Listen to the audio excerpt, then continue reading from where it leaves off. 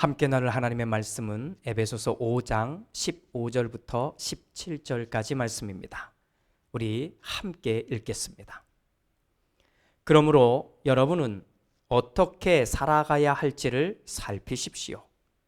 지혜롭지 못한 사람처럼 살지 말고 지혜로운 사람답게 살아야 합니다. 세월을 아끼십시오. 때가 악합니다. 그러므로 어리석은 자가 되지 말고 주님의 뜻이 무엇인지를 깨달으십시오. 아멘. 중국의 옛날 이야기 하나를 해봅니다. 어느 날 도끼를 잃어버린 나무꾼이 이웃집에 있는 아이가 의심스러운 겁니다. 이 아이를 보는 거지요. 이 아이가 도끼를 훔쳐갔다고 의심하기 시작한 겁니다.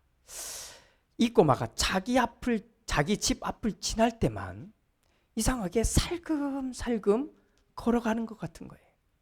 또 이 아이가 지나가다가 보면 자꾸 자기 눈치를 보는 것 같고 또 자기의 눈을 똑바로 쳐다보지 않는 것 같습니다. 그러니까 모습만 봐도 꼭 걸음걸이조차도 도둑놈같이 보여진 거죠. 이 아이가 무슨 말을 해도 변명하는 것이고 거짓말처럼 느껴진 겁니다. 그렇게 며칠이 지났는데 숲속에서 도끼를 찾게 된 겁니다. 그제서야 이 도끼를 그 아이가 훔쳐간 것이 아닌 것을 알게 된 거지요. 그리고 다시 그 아이를 보니까 웬걸요, 그 아이는 그냥 천진난만한 아이에 불과했습니다. 놀랍지 않습니까? 바뀐 게 하나도 없습니다. 달라진 게 하나도 없습니다. 그런데 의심하기 시작하니까 완전히 달라진 것처럼 느껴지는 겁니다. 바뀐 게 정말 하나도 없는데, 그러고 보니까 상황이 문제가 아니었습니다. 사람들도 문제가 아니었습니다. 내가 문제였습니다. 내가 의심하고 내가 판단하고 내가 정죄하기 시작하면서 이상해지기 시작한 것이지요. 물론 내가 문제가 아닐 때도 있습니다. 옆에서 자꾸 의심이 가는 행동을 할 때가 있지요. 그럴 때도 마찬가지입니다. 그럴 때조차도 그것이 내 안에 딱 들어와서 내가 결국 그것에 넘어가게 되면 그것은 그냥 그때부터는 내 몫이 되어버리고 마는 겁니다. 그래서 바울 선생님은 이렇게 말씀하십니다. 그러므로 여러분은 어떻게 살아가야 할지를 살피십시오 라고 말입니다. 자, 우리 에베소서 앞선 내용들을 다 계속해서 보고 있습니다. 그 내용을 보면 에베소라는 도시 자체가 문제투성입니다. 또 에베소에 살고 있는 사람이 문제들이 많았습니다. 더 나아가 교회 안에서도 사실 문제가 많다고 이야기해주고 있는 겁니다. 심지어 믿음이 있는 것처럼 말하면서 온갖 달달한 이야기를 꺼내는 사람들이 너무 많다고 아예 대놓고 바울 선생님도 말씀해 주고 있는 겁니다. 그렇기 때문에 주변에 아주 달콤한 이야기를 하는 사람들이 있거든 교회 안에서도 유심히 살펴보라고 이야기하는 겁니다. 이 사람이 말만 그렇게 하는지 아니면 진심으로 그렇게 하는지 그것을 좀 보라고 이야기해 주는 겁니다. 이쯤 되면 우리는 자칫 자신의 판단이나 결정이나 행동, 어떤 생각 이런 것을 하기 위해서 주변을 유심히 살펴보라고 하는 것처럼 또 다른 사람을 의심하라고 하는 것처럼 또 심지어 교회에서조차도 일단 나에게 뭔가를 잘해주는 사람을 일단 거리를 두라고 하는 것처럼 이해할 수도 있습니다. 아닙니다. 이 모든 이야기의 결론을 바울 선생님이 이렇게 말하는 겁니다. 그러므로 여러분은 어떻게 살아가야 할지를 살피십시오 라고 말입니다. 이 표현은 주변이 그러니까, 저 사람이 그러니까, 환경이 그러니까를 말하는 게 아닙니다. 지금 이 모든 상황에 처한 바로 나 자신, 그 나 자신을 보라는 겁니다. 물론 우리는 나의 시선이 다른 사람들을 볼 때가 있겠지요. 그러나 그 시선은 나를 향하라는 겁니다. 옆에 있는 사람이 나에게 거짓말을 했습니다. 참 안 된 일이지만 한번 그렇게 생각해 보자고요. 거짓말했습니다. 그래서 내가 속았습니다. 물론 거짓말한 사람이 나쁜 사람이지요. 그런데 그 말에 속아 넘어가서 나도 거짓말을 시작했다면 그때부터는 그것은 내 몫이 되는 겁니다.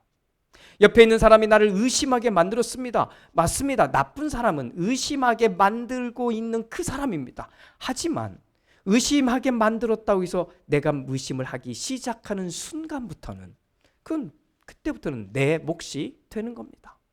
옆에 있는 사람이 달달한 말을 하면서 나를 속였습니다. 그렇습니다. 나를 속이기 위해서, 내 것을 어떻게든 가져가기 위해서 나를 속이고 달달한 말을 하는 그 사람이 진짜 나쁜 사람이지요.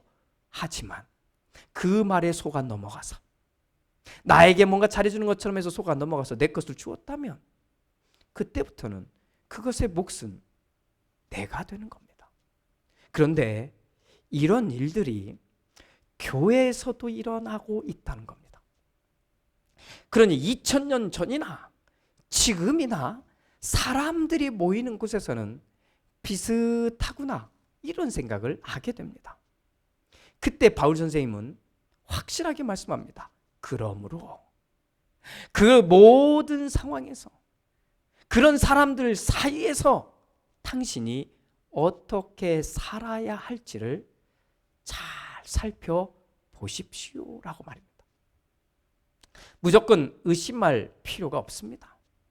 하지만 진심인지 이게 거짓인지 나에게 잘해주는 척 하는 건지 아니면 정말 잘해주는 건지 나를 위하는 양 쇼를 하고 있는 건지 우리 그거 잘 살펴보아야 하지 않습니까?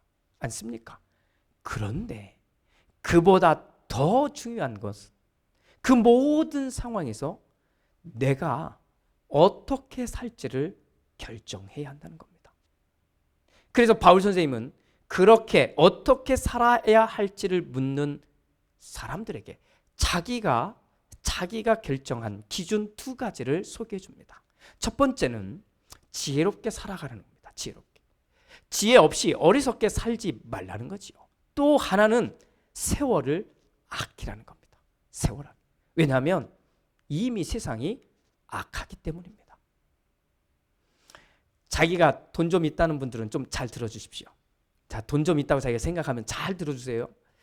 지금 곁에서 당신에게 정말로 당신의 돈을 노리는 사람이 있을까요? 없을까요? 있어요. 그냥 그럴 것이다 생각하지 마세요. 있다니까요. 그 사람들은 어떻게 할 것 같습니까? 세상 누가 봐도 천사처럼 행동할 겁니다. 입에 혀처럼 말 잘 들을 겁니다. 뭐 그런 사람들인 거예요. 그런데 왜 그렇게 할까요? 당신이 가지고 있는 그 돈 때문 아니겠습니까? 만약 당신이 돈이 없다면 그렇게 할까요? 만약 여기서 돈이 있다가도 한번 없애보세요. 아니면 없는 척이라도 한번 오래 해보세요. 그 사람의 진짜 모습이 어떤지 드러나게 될 테니까. 할렐루야. 저는 세상이 악하다는 이야기를 하려고 하는 겁니다. 심지어 교인들이 모인 교회에서조차도 사람들을 너무 이용해, 너무 악해요. 이용해 먹으려고 혈안이 돼 있어요. 세상이 악합니다. 그러니까 세월을 아끼십시오. 자, 여기에 아끼다라고 번역된 이 단어, 헬라어 단어가 참 의미가 깊습니다. 이 아끼다는 단어는 세월, 즉 시간을 돈을 주고 구입하라는 거예요. 사라는 겁니다. 자, 만약 내가 나에게 주어진 1시간을 돈을 주고 샀다고 생각해 보자고요. 자, 저는 이 말씀을 준비하다 보니까 100불로 했는데 뭐 100불 갖고는 뭐 기별도 안 가는 분이 있을 수 있으나 그냥 좀 이해해 주십시오. 100불이라고 할게요. 내가 만약 1시간을 여러분을 만나기 위해서 100불을 주고 샀다면 우리 가볍게 쓰지 않겠지요. 그렇게 하루 동안 계속 모아진 그것을 내가 돈을 주고 샀다면 아낄 수밖에 없지 않습니까? 바로 그겁니다. 그래서 바울 선생님은 결론적으로 또 이렇게 말하는 겁니다. 그러므로, 자, 우리가 읽다 보니까 짧은 몇 구절인데도 그러므로가 나오잖아요. 그러므로 어리석은 자가 되지 말고 주님의 뜻이 무엇인지를 깨달으십시오. 자, 여기서 또 우리 번역은 깨닫다라고 하니까 뭔가 특별한 것처럼 이야기하지만 원문인 시니에테라고 하는 이 단어는 듣다 이해하답니다.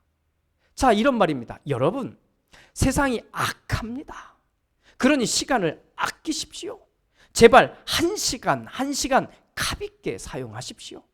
어리석은 것들에 머리 쓰지 마시고 지혜롭게 사십시오. 제발 바보처럼 살지 마십시오. 이용당하지 마십시오. 그것은 그 사람들이 문제이기도 하지만 정작 당신이 지혜롭지 못하기 때문입니다. 그러므로 이제는 정신없이 분별하지 못해 우왕좌왕하지 마십시오. 오히려 하나님의 말씀을 잘 읽고 그 말씀을 잘 이해하십시오. 그것만이 이 악한 세상에서 조금이라도 당신의 시간을 아끼면서 살 수 있는 가장 좋은 방법입니다. 이런 말입니다. 그래서 저는 여기에 한 가지만 덧붙입니다. 이것은 교회 밖에 있는 사람들에게 하는 이야기가 아닙니다. 우리의 이야기입니다. 우리가 이 악한 세상에서 어떻게 살아야 할지, 또 교회 안에서 지혜롭게 살려면 어떻게 해야 할지 우리는 확실한 기준을 세워야만 합니다. 그 기준은 다른 것 없습니다. 성경밖에 없습니다. 성경. 하나님의 말씀 밖에는 확실한 기준이 우리에게 없어요. 사람들에게 물어보면요, 이 말 저 말 다 나눠져 있습니다. 그러니 우리의 모든 기준은 이 말씀 밖에 없다는 걸 인정하셔야 됩니다. 목회자에게서 여러분들이 성경을 알아가야 하고 성경을 통해 하나님의 뜻을 알아가는 것, 이 도움을 받는 것, 또 이 역할을 하는 게 목회자인 겁니다. 목회자는 다른 것 하는 게 아니라 이거예요. 사랑하는 여러분, 우리는 성경을 읽어야만 합니다. 할 수만 있다면 조금이라도 더 이해하면서 읽어야 합니다. 그냥 성경을 읽어도 조금의 유익은 있습니다. 하지만 이해하면서 알아가면서 읽어야죠. 더 시간을 낼 수 있다면 성경을 배워야지요. 공부해야지요. 자, 그렇게 되면 이 악한 세상에서 우리는 지혜롭게 살아갈 수 있습니다. 할렐루야.